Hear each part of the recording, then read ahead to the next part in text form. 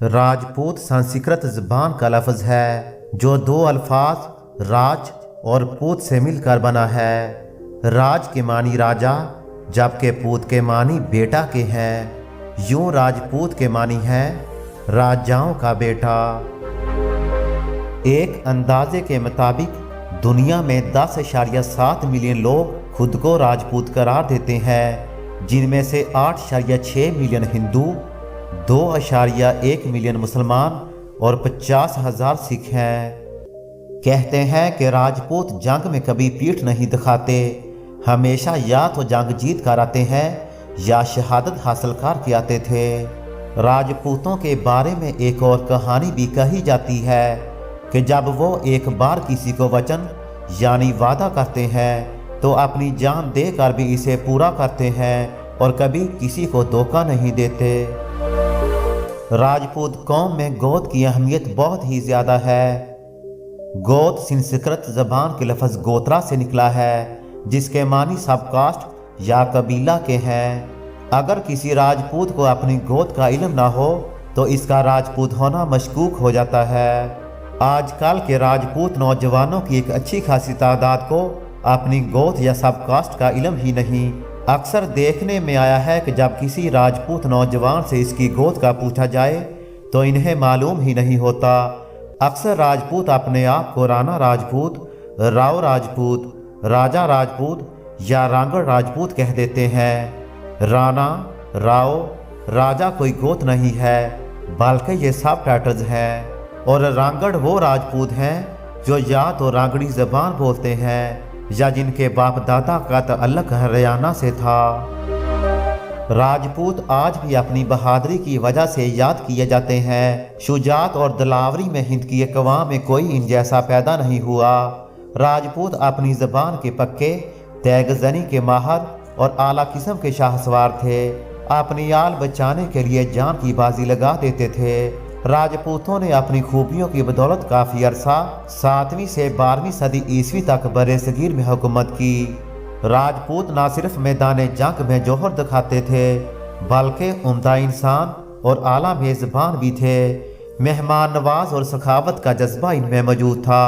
Rajput art और अदब और मौसीकी के दिलदादा थे। इसी वजह से मसवरी का एक स्कूल वजूद में आया।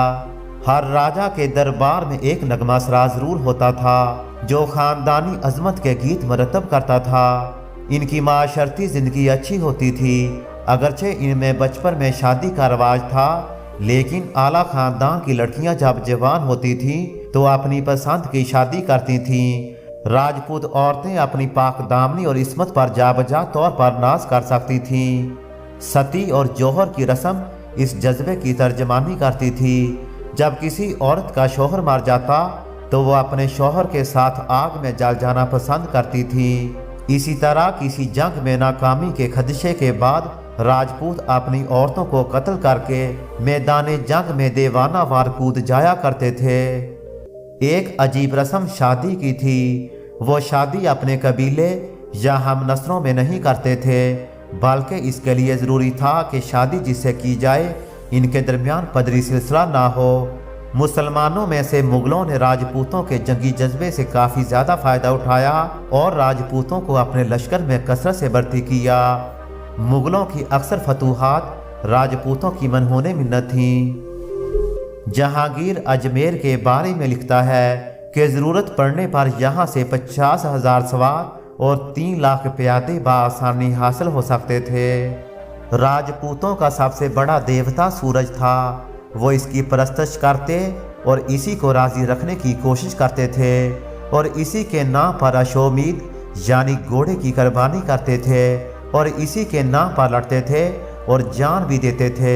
वो इसे सूर्या कहकर पुकारते थे।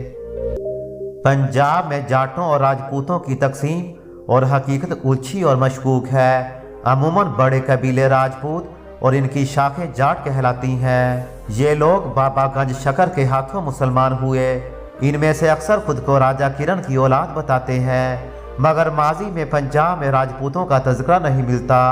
राजपूतों का इस्लाम कबूल करना अमूमन कादरिया और चिश्तिया सूफी बुजुर्गों के हाथ हुआ था। राजपूतों का दौर 7वीं सदी ईस्वी से लेकर 12वीं सदी ईस्वी तक का था। ये वो दौर है जब मुसलमान मौजूदा पाकिस्तान की सरजमीन पर हुकूमत कर रहे थे। 7वीं सदी ईस्वी से किसी मुसलमान मुवर्रख ने यहाँ आबाद राजपूत कबाइल का जिक्र नहीं किया। बाबर ने भी पंजाब के बहुत से कबाइल का जिक्र किया, मगर इसने कभी भी राजपूत कबीले का जिक्र नहीं किया। दिलचस्प बात यह है, यहाँ कुछ ऐसे कबाइल आबाद हैं जो पस्त दर्जा के समझे जाते हैं और इनका जिक्र राजपूतों के 36 शाही खानदानों में होता है, मगर ये खुद को राजपूत नहीं कहते। मसलन मली या जोया। मली जिन्होंने मुल्तान को अपना नाम दिया, बल्कि सिकंदर से मुकाबला भी किया और इसे जख्मी भी किया था। ये आजकल बागबान कहलाते हैं क्योंकि ये सब्जी उगाते थे, इसलिए इन्हें दूसरों से जो अनाज लगाते हैं कमतर समझा जाता था। अलबत्ता एक बट्टी ऐसा राजपूता कबीला है जिसका कदीम ज़बाने में जिक्र मिलता था। एक ख्याल ये भी था, अगर कोई राजपूत किसी जाट औरत से शादी कर ले तो वो जाट नहीं होगा, लेकिन अगर वो या इसकी बेवा दोबारा शादी रचा ले तो इसकी औलाद जाट बन जाएगी। एक राजपूत और जाट में सिर्फ बेवा की दूसरी शादी का फर्क था। बेवा की शादी हर दौर में रही है, लेकिन राजपूतों को बरहमरों के गलत, गैर अखलाकी और गैर मुनसिफियाना नजरियात के तहत इस बारे में सुनना भी गवारा न था।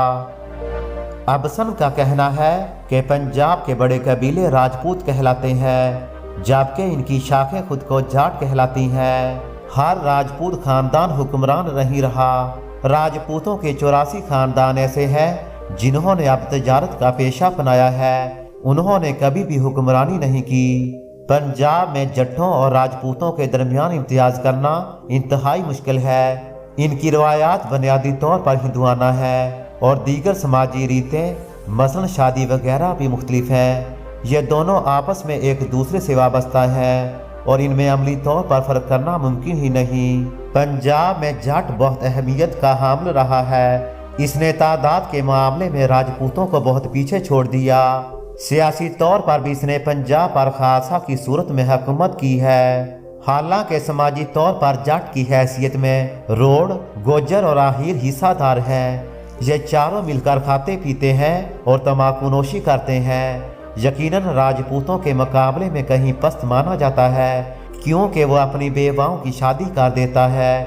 इस इलाका के एक माहिए में वो अपने बेवा बेटी को कहता है, आ मेरी बेटी शादी कर, तेरा खामद मर गया तो क्या हुआ, और भी तो दुनिया में है। इसी तरह वो बेवा की शादी करने में सबसे आगे है। बलोचिस्तान और खैबर पख्तूनख्वा में राजपूतों को कोई नहीं जानता।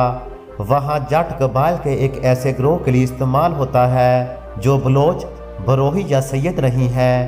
पंजाब में राजपूत की इस्तिलाह अमलन इन कबीलों के लिए इस्तेमाल होती है जिन्होंने सियासी बर्तरी हासिल कर ली।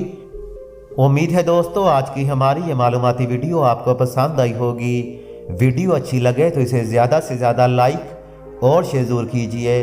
अब तक के लिए बिलाल अहमद को इजाज़त दीजिए। अल्लाह हाफिज़।